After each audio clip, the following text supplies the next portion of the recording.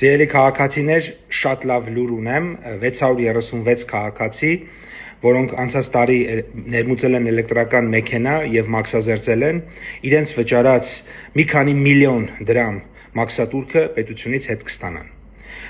Ինչպես է դա տեղի ունենալու։ Նախ հիշեցնեմ, որ անցած տարի մենք էլեկտրական մեքենաների քվոտաները բաշխել էինք հետեւյալ կերպ։ 5000 հատը դա անհատներինն էր եւ ոչ դիլերիրավաբանական անձանցը եւ 3000-ը դիլերներինը։ Եվ հա դիլերները իրենց քվոտայից 636-ը չեն օգտագործել եւ մենք այն տեղափոխել ենք դեպի անհատներ եւ իրավաբանական անձանց դաշտ եւ այդ տրամաբանությամբ 5001-րդ քաղաքացին, ով մոտեցել է եւ